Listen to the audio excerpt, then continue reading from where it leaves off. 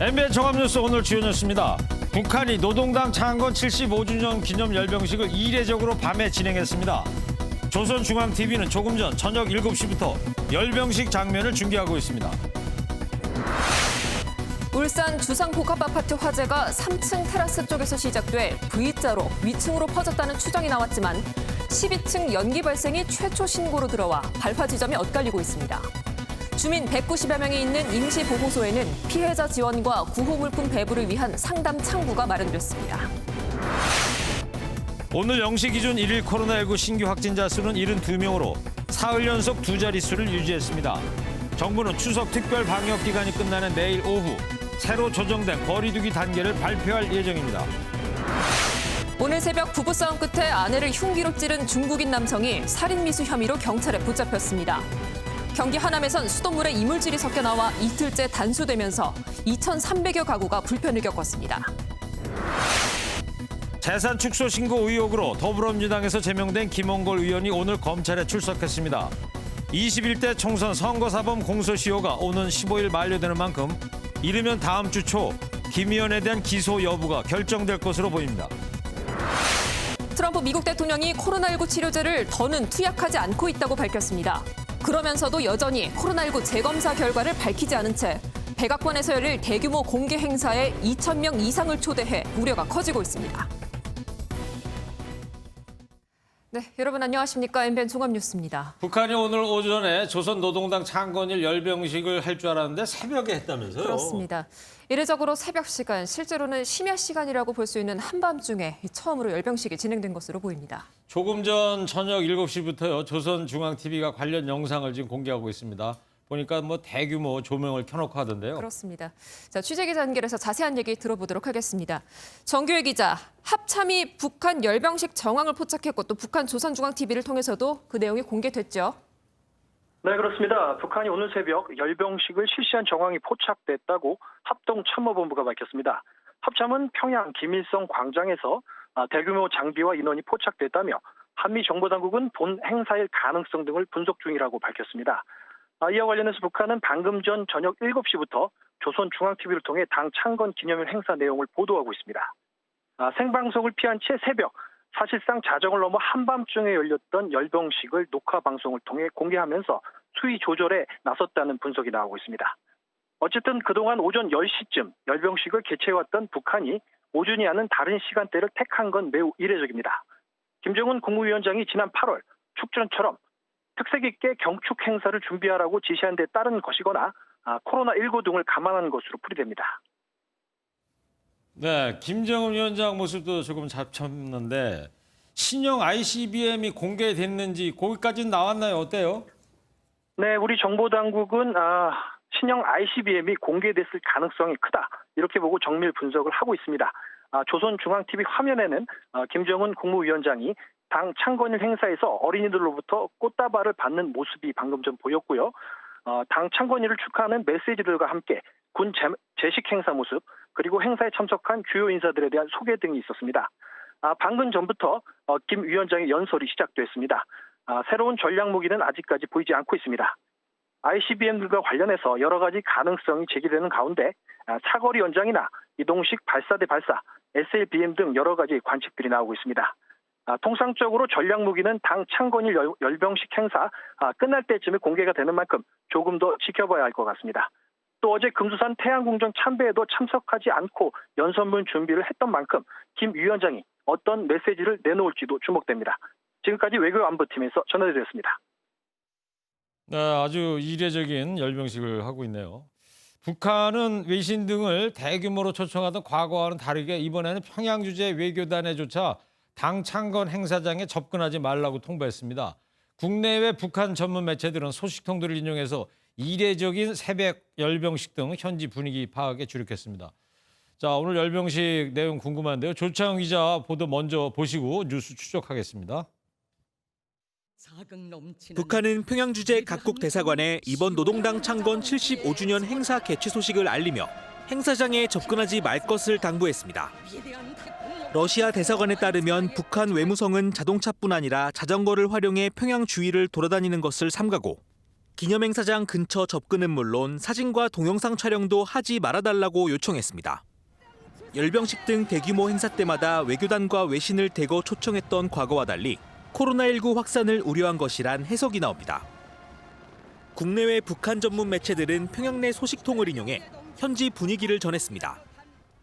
미국의 북한 전문 매체 운영자 체드 오케럴은 오전 10시쯤 자신의 SNS에 현재 평양은 굉장히 조용하다며 이상하다고 밝혔습니다.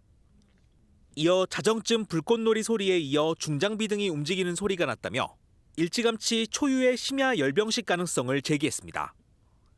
한편 시진핑 중국 국가주석은 김정은 위원장의 영도하에 북한이 중요한 성과들을 거두고 있다며 동지와 벗으로서 기쁘게 생각한다는 내용의 축전을 보냈습니다. MBN 뉴스 조창훈입니다. 네, 열병식 오늘 한 거 지금 녹화해서 나가고 있는데요. 오지혜 기자와 뉴스 추적하도록 하겠습니다.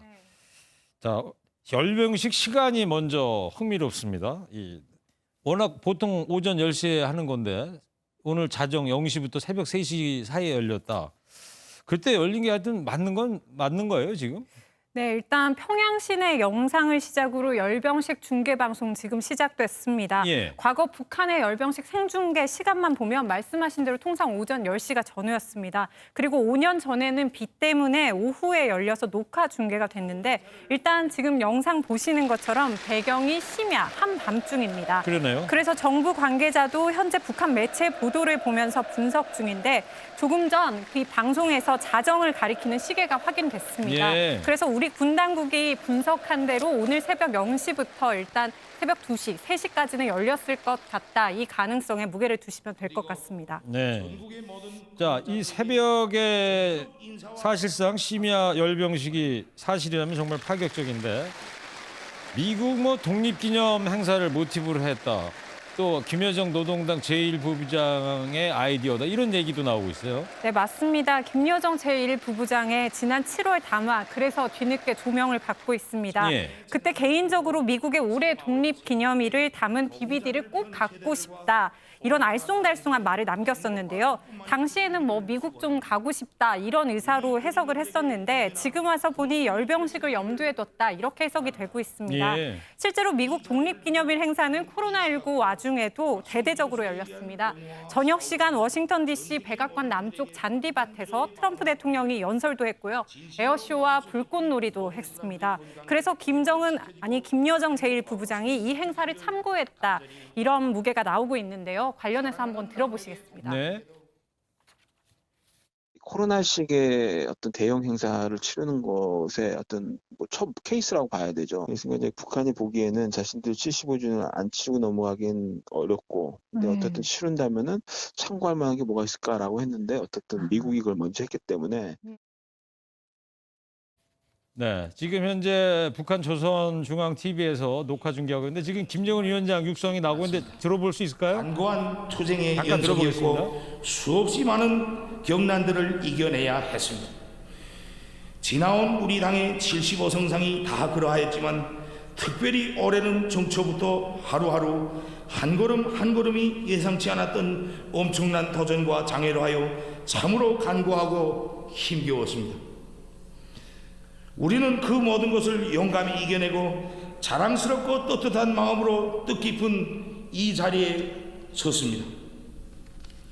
세인이 경탄할 이 화폭 자체가 우리를 괴롭히고 막아 나섰던 온갖 재앙들이 제압되고 우리가 내세웠던 정의로운 투쟁 목표들이 빛나게 달성되었음을 보여주고 있습니다. 친애하는 동지들, 오늘 우리는 우리 당의 75번째 생일을 성대히 맞이하고 있습니다. 세상에는 우리처럼 자기 당의 생일을 전체 인민이 기쁨의 명절로 대경사의 날로 성대히 경축하는 나라는 없습니다. 온 나라의 마음이 뜨겁게 굽이치는 이처럼 벅차고 환희로운 밤. 네. 끝까지 다 들어볼 수는 없고요. 오지혜 기자. 지금 김정은 위원장 연설에 지금 나가고 있는데 어떤 내용이 지금까지 들어본 거는? 네, 일단 김정은 위원장 잔뜩 힘준 목소리로 여러 장의 원고를 읽어내려가고 있습니다. 예. 일단 열병식은 통상 2시간 반 정도 열리는데요. 녹화 편집된 영상이라는 걸 감안하면 이게 언제쯤 연설이 끝날지는 모릅니다, 사실. 근데 5년 전 노동당 창건일 때는 김정은 위원장이 약 25분간 연설을 했었거든요. 예. 그 당시에는 미국과 어떤 형태의 전쟁도 다 할 수 있다. 또 인민을 사랑한다. 이런 지도자라는 상을 좀 강조했었는데요. 지금 들으신 내용까지 보면 일단은 인민을 사랑하는 지도자 그리고 내부 결속을 다지자 이런 내용으로 지금 중점이 되고 있습니다. 네, 내부 결속을 다지자 이런 걸 강조했다 이거죠. 네. 인민을 사랑하는 나는 인민을 사랑하는 지도자다 이런 걸 강조했다는 거예요. 그렇습니다.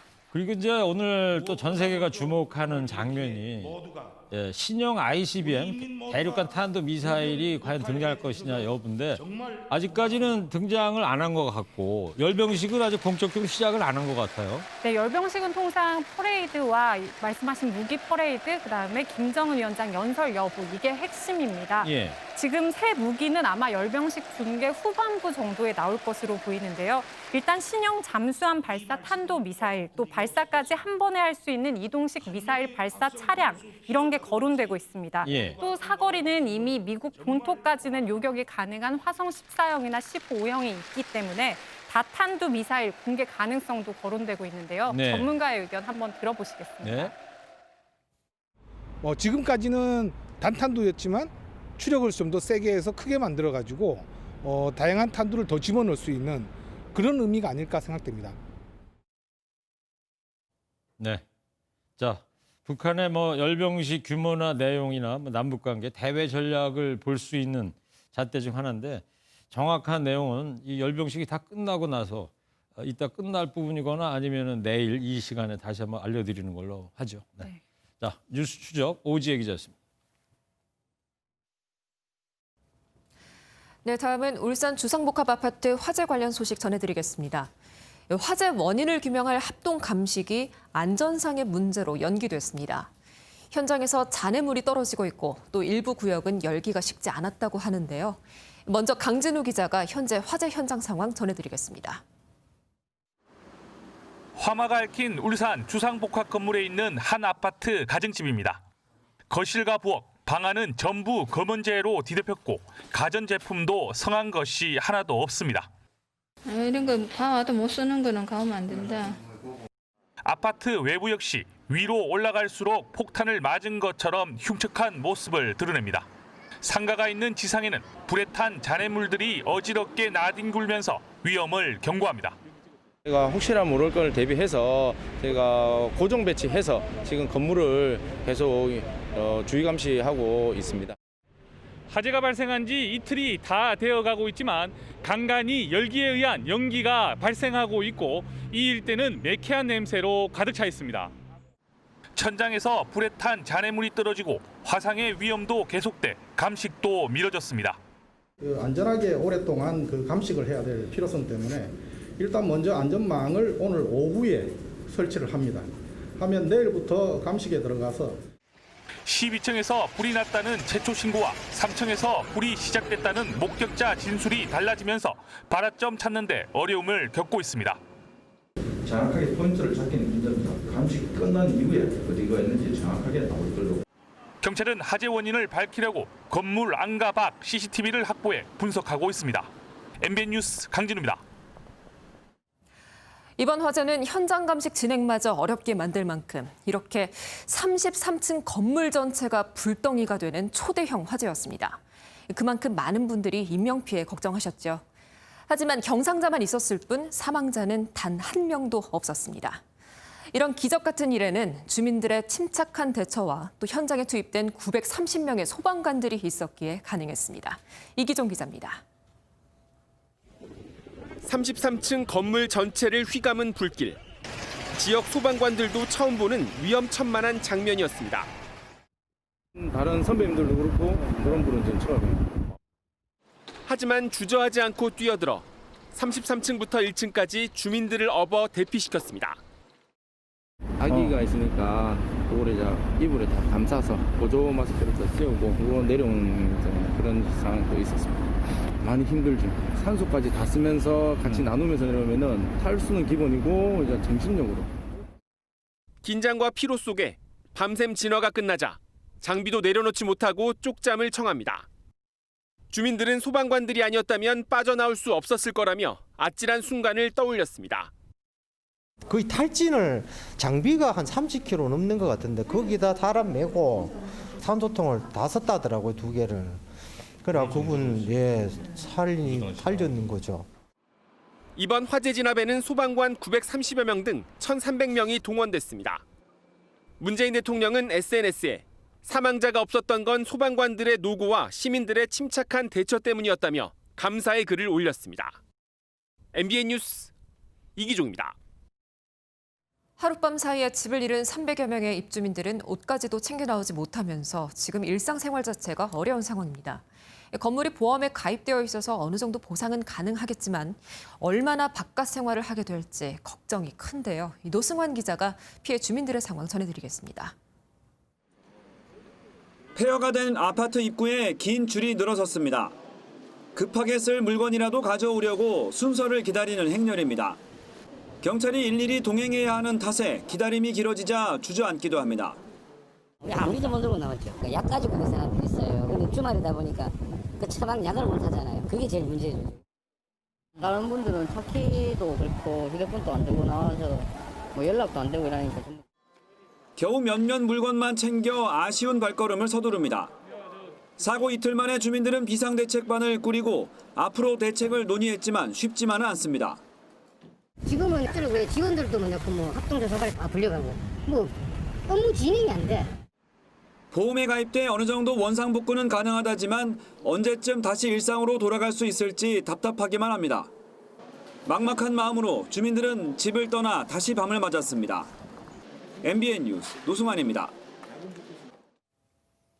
울산 주상 복합 아파트 대형 화재 사건 뉴스 추적하도록 하겠습니다. 사회부 조경진 기자 나왔어요. 네.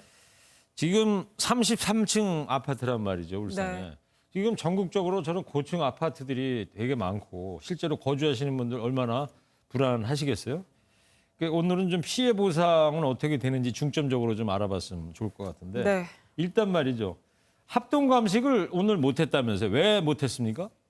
앞서 리포트에서 보셨지만 지금 현장이 감식을 진행할 정도로 이 안전성이 확보된 상태가 아닙니다. 네. 현장 취재기자의 이야기를 좀 들어보니까 열기 때문에 곳곳에서 연기가 나기도 하고 이 천장 등에서는 낙하물이 떨어질 가능성도 커 보인다고 합니다. 그래요? 네, 이런 낙하 등 위험 요소는 그물망 펜스 등으로 오늘 중으로 안전 확보가 끝이 날 계획이고요. 이에 따라서 2차 합동 감식 내일 오전 11시에 진행될 예정입니다. 내일 있을 2차 감식 또는 그 이후의 정밀 조사를 통해서 이 화재 원인이 밝혀질 것으로 보이는데 지금으로서는 그 시기를 단정할 수는 없습니다. 네. 그리고 화재 원인 두고 가장 이야기 많이 나오는 곳이 최초 발화 지점이 어디냐 이건데 여러 가지 이야기들이 지금 나오고 있지 않습니까?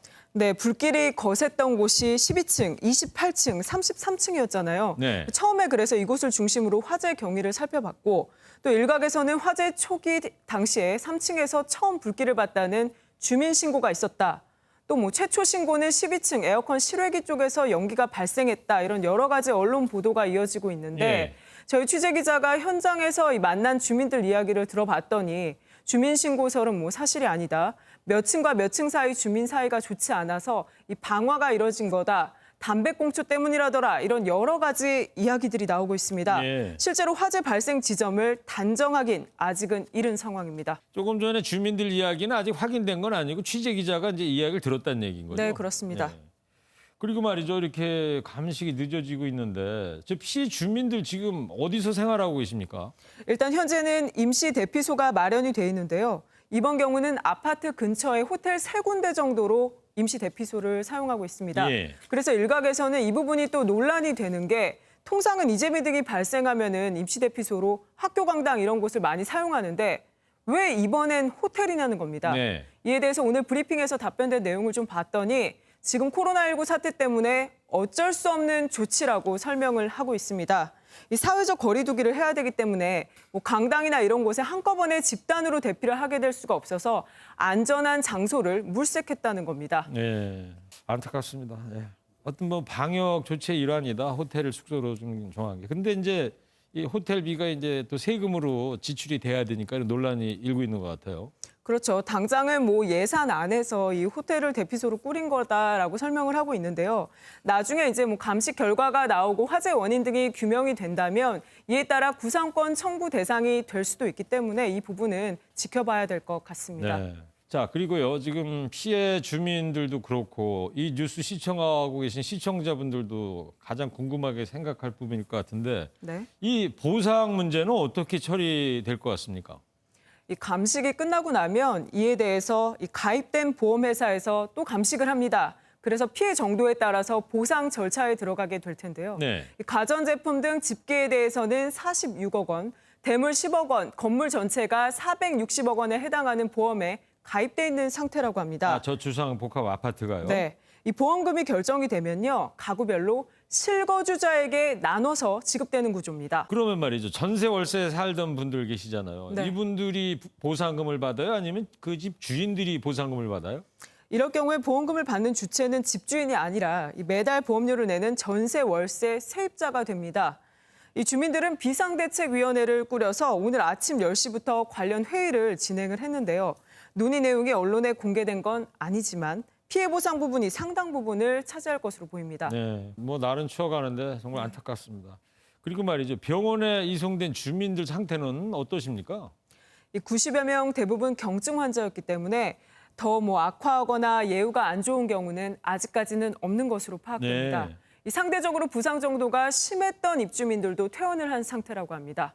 가장 큰 걱정은 이 갑작스러운 불의의 사고로 받은 심리적 충격이잖아요. 네. 울산 경찰 당국에서는 이 심리 지원을 위한 별도의 팀을 구성하는 등 입주민들의 마음 치유를 위해서 애를 쓰는 모습입니다. 예. 날도 이제 건조해지고요. 화재 위험이 더 커지는 만큼 고층 아파트에 사시는 분들 이번 사건을 계기로 살고 계신 아파트 대피 시설이나 경로 등 사전에 점검을 해보면 좋을 것 같습니다. 조경진 기자 잘 들었습니다. 네, 다음은 코로나19 관련 소식입니다. 신규 확진자 수는 72명으로 그제보다는 소폭 상승했지만 이렇게 사흘 연속 두 자릿수를 기록했습니다. 이 중에 61명이 국내 감염, 11명은 해외 유입입니다. 지역별 현황으로 보시자면요. 경기 24명, 서울 23, 인천 8명으로 수도권에서만 55명이고요. 이어서 부산 3명, 충남, 대전, 전남에서 각각 1명이 발생했습니다. 수치상으로 보면은 다소 안정세로 보입니다만 지난 추석 연휴 일가족 감염이 이어지고 있고 또 어제 한글날부터 내일까지 사흘 연휴로 이동량이 많기 때문에 결코 안심할 수는 없는 상황이죠. 그래서 추석 특별 방역 기간이 끝나는 내일 방역 당국이 발표할 거리 두기 조정안이 어떻게 나올지 관심이 쏠리고 있습니다. 현 상황 2단계를 유지할지 아니면 1단계로 낮출지를 결정할 것으로 보이는데요. 내일 발표를 앞두고 오늘 서울 시내 곳곳은 답답함을 잠시 잊으려는 시민들로 북적이는 모습이었습니다. 이제 마스크는 필수가 된 주말 나들이 현장, 권용범 기자가 살펴봤습니다. 등산로 입구가 마스크를 쓴 등산객들로 북적입니다. 인근 주차장도 온종일 빈자리를 찾기가 쉽지 않습니다. 한글날 연휴 둘째 날 주말 산행을 나선 시민들의 발걸음이 이어졌습니다. 코로나 때문에 집에서 쉬다가 잠깐 산책하려고 나왔습니다. 생각보다 좀 많이 나온 것 같기도 하고 그러네요. 한강공원도 상황은 마찬가지였습니다. 한강공원 일부 구역은 여전히 출입이 통제된 상태인데요. 이 통제구역 맞은편에는 보시는 것처럼 돗자리를 깔고 둘러앉은 시민들로 북적였습니다. 날씨가 너무 좋아서 한강도 보고 자전거도 타러 잠깐 나왔어요. 그래도 아직 완화시키기에는 좀 시기상조라는 생각이 들어요. 장기간 계속되는 거리 두기에 지친 시민들은 도심 나들이로 답답한 마음을 달랬습니다. 거리 두기 단계 조정안 발표를 앞두고 마스크 착용과 손 소독 등 기본적인 방역 수칙 준수가 무엇보다 중요한 시점입니다. MBN 뉴스 권용범입니다. 코로나19 속에 치러질 수능이 이제 50일 남았습니다. 오늘부터 대학별 논술고사 전형이 시작되는데요. 논술 준비만으로도 힘들 우리 수험생들, 이번에는 개인 방역도 꼼꼼히 챙겨야 했습니다. 시험 현장 분위기는 어땠는지 박은채 기자가 전해드립니다. 학부모들이 수험생 자녀를 기다리며 정문 틈새를 들여다봅니다. 코로나19 상황 속에서도 올해 첫 번째로 치러진 대학 입시 논술고사에 많은 학생들이 몰렸습니다. 그래도 그냥 다 온 것 같더라고요. 결시생은 별로 없고 자리는 다 꽉 차 있었어. 학교는 코로나19 방역 조치로 응시자 외 외부인의 출입을 금지하고 인문계와 자연계를 분리시켜 시험을 진행했습니다. 오늘 성신여대를 시작으로 서울시립대, 홍익대, 가톨릭대 등 여러 대학에서 논술고사 실시를 앞두고 있습니다. 지금 계획상으로 한 4개 정도가 남아있어요. 대학 가자. 제발 좀 가자. 대학 가자. 전문가들은 학교뿐 아니라 학생들도 개인 방역에 신경 써줄 것을 당부했습니다. 수능 전에 논술을 보러 가는 학생들은 하나 또 문제가 생겼을 경우에는 수능의 준비에 치명적인 또 손해가 볼 수가 있기 때문에 각별한 신경을 또 쓸 필요가 있습니다. 수능 실시를 앞두고 대입 논술 시험장 내 방역이 최대 과제로 떠올랐습니다. MBN 뉴스 박은채입니다. 부부싸움 끝에 아내를 흉기로 찌른 남성이 현장에서 살인 미수 혐의로 경찰에 붙잡혔습니다. 경기도 하남시에서는 2,300여 가구가 어저께 오늘 수돗물이 갑자기 끊기는 바람에 큰 불편을 겪고 있습니다. 김민영 기자입니다. 깜깜한 밤거리를 구급차 한 대가 빠르게 지나갑니다. 부부싸움 끝에 아내에게 흉기로 상해를 가한 중국인 남성이 현장에서 붙잡혔습니다. 요새 코로나 때문에 손님 없어서 환자분 팔 아프다고 신나하더라고. 본인이 일가니고. 여성은 곧바로 병원으로 이송됐고 생명의 지장은 없는 것으로 알려졌습니다. 경찰은 살인미수 혐의로 남성을 입건해 정확한 동기를 조사 중입니다. 어제 낮부터 경기 하남시 가밀지구 2,300여 가구가 이틀째 계속된 단수로 큰 불편을 겪었습니다. 물을 부으려고 뚜껑을 열어보니까 녹물이 노랗게 황토같이 이렇게 밑에가 깔려 있어요. 어제 오늘 갑자기 수돗물이 끊기면서 이 아파트 주민들은 이렇게 일단 나눠준 생수로 생활할 수밖에 없었습니다. 새벽에 와이프가 목욕을 하는데 필터가 약간 누르스하게 변한 거 확인했고 찔끔찔끔 나왔고 걸레를 빨아야 되는데 물이 안 나와가지고 빨지도 못하고. 하남시는 수압을 점검하던 중 떨어진 관 부품이 수돗물에 섞여 단수 조치를 내렸고 오늘 중으로 공급을 재개하겠다고 밝혔습니다. 도로 한복판에 유리 파편이 어지럽게 널려 있습니다. 어젯밤 11시 22분쯤 부산에서 음주운전 차량이 연쇄 추돌 사고를 냈습니다. 앞서가던 차량을 추돌한 BMW 차량은 중앙분리대와 버스 정류장을 연이어 들이받고 맞은편에서 오던 택시를 쳤습니다. 이 사고로 택시 승객 1명이 병원으로 옮겨졌습니다. 운전자가 면허 취소 수준의 만취 상태로 알려진 가운데 경찰은 정확한 사고 경위를 조사하고 있습니다. MBN 뉴스 김민영입니다. 언니의 신분증을 도용해서 제주행 비행기에 홀로 오른 뒤에 연락이 끊겼던 초등학생이 사흘 만에 소재가 확인돼서 가족에게 인계가 됐습니다.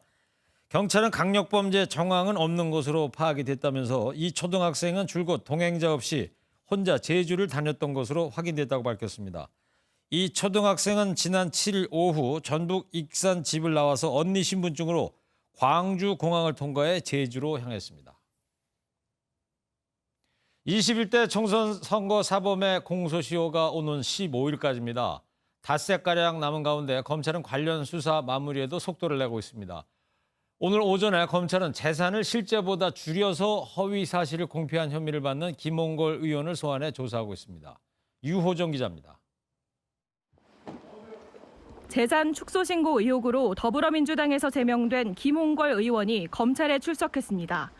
소환을 앞두고 언론을 피해 출석할 방법을 궁리하는 모습이 포착되기도 했지만 김 의원은 오늘 오전 9시 20분쯤 취재진 앞에 섰습니다.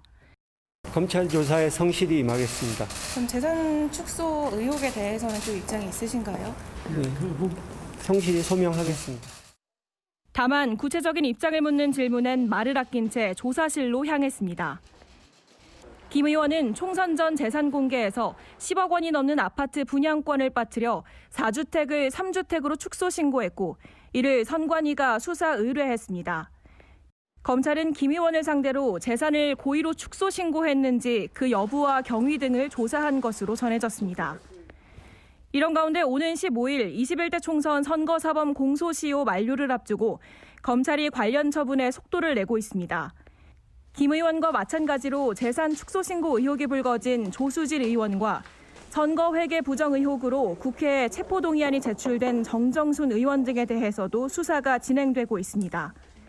검찰은 닷새가량 남은 공소시효를 고려해 이르면 다음 주 초쯤 이들에 대한 기소 여부를 결정할 것으로 보입니다. MBN 뉴스 유호정입니다.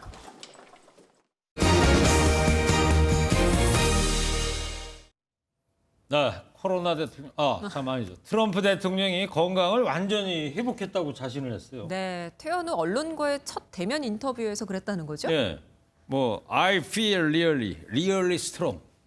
나는 정말로 튼튼하다. 약도 안 먹는다 이랬어요.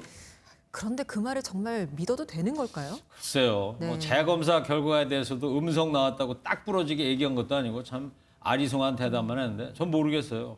어떠세요? 저도 잘 모르겠습니다. 당장 백악관에서 열릴 대규모 행사에 대한 우려가 커지고 있는 상황이잖아요. 그렇죠. 네, 이 내용은 장명훈 기자가 보도합니다. 코로나19 확진 판정 후 첫 TV 방송 인터뷰에 나선 트럼프 미국 대통령. 트럼프 대통령은 먼저 자신의 건강이 굉장히 좋은 상태라 강조했습니다. Right now I'm medication free. I'm not taking any medications as of probably 8 hours ago or so. 코로나19 진단 검사를 다시 받았다면서도 결과에 대해선 구체적으로 언급하지 않았습니다. And I haven't even found out numbers or anything yet, but I've been retested and I know I'm at either the bottom of the scale or free. 코로나19 완치 판정을 받지 못한 상황이지만 트럼프 대통령은 주말부터 공개 행사에 나설 예정입니다. 특히 현지 시간 10일 백악관에서 열릴 행사에 2,000명이 초청된 것으로 알려지면서 연방 대법관 후보 지명식 같은 슈퍼 전파 행사가 될 수 있다는 우려가 나옵니다. That's President Trump. His reckless personal conduct since his diagnosis. The destabilizing effect it's having on our government is unconscionable.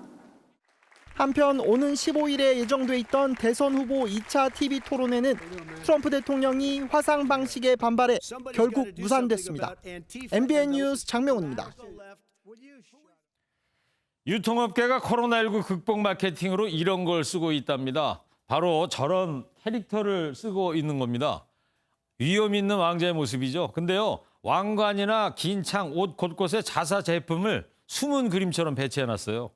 꼭 얼떨뉴스 왕자 같지 않습니까? 유치해 보이는데 재밌어요. B급 감성 자극하는 건데 이런 캐릭터 마케팅이 아주 인기랍니다. 하긴 저도 재미있는 뉴스는 좀 재미있게 전해드리려고 노력하고 있습니다만. 이상주 기자입니다. 그럼 업무 포스탑. 아니 업무 고였으니까 업무 포스탑. 썰렁한 농담을 하는 빙그레우스, 더 마시스라는 캐릭터입니다. 신발과 바지, 벨트와 왕관 등 온몸에 해당 기업의 제품을 장착했습니다.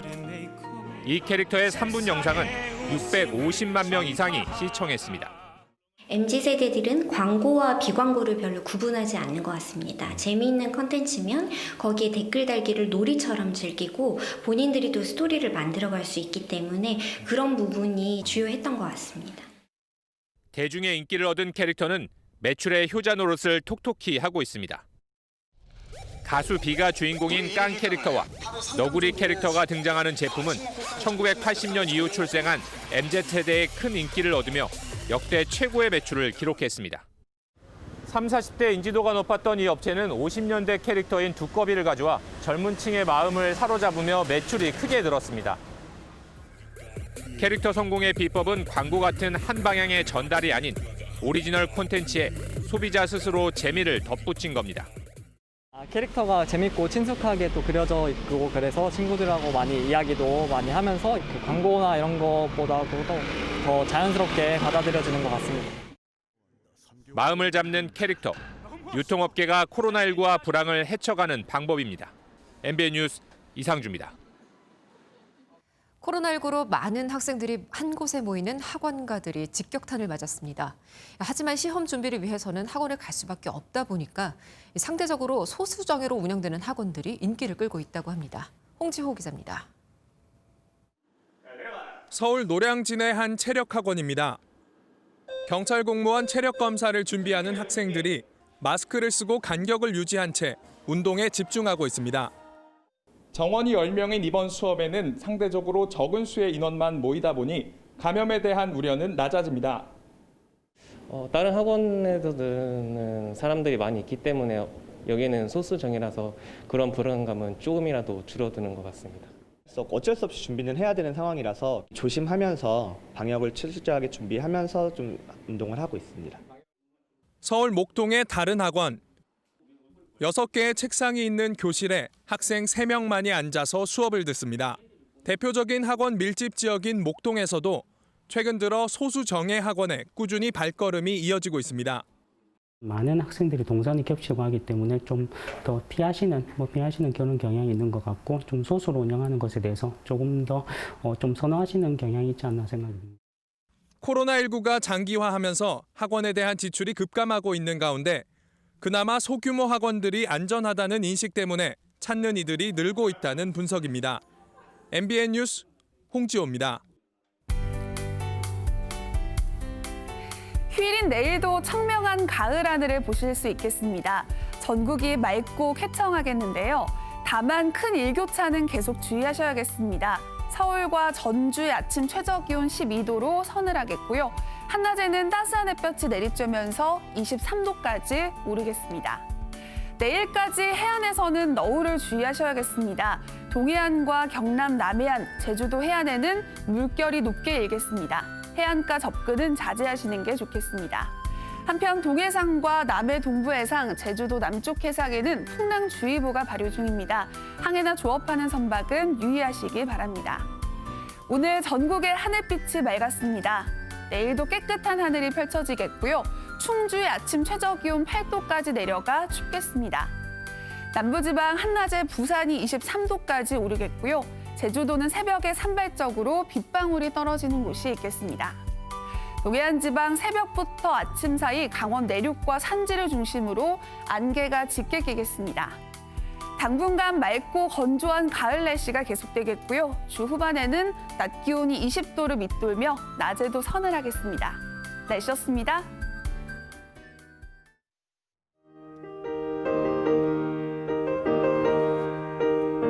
강원도 홍천군에서 최근 가을 거지하는 모습이에요. 네, 가을을 수확의 계절이라고 하는데 어원에도 그런 뜻이 있을까요? 있죠. 우리 고어에서 자르다는 뜻의 같다 하고 네.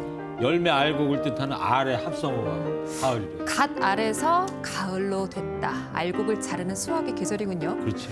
자, 그러면 가위도 자르는 거니까 같다에서 나왔겠네요. 오, 그렇겠네요. 그러고 보니까 영어로도 가을을 fall, 즉 열매가 떨어진다 해서 유래가 됐다고 하잖아요. 오, 그렇군요. 네. 어쨌든 뭐 정말 그 문일지십이에요. 하여튼 총명합니다. 아유, 하나를 들으면 열을 위로한다. 뭐 이런 그렇죠. 뜻이죠? 예, 알고 왔습니다. 자, MBN 조합 뉴스는 여기서 모두 마치겠습니다. 시청해주신 여러분 고맙습니다.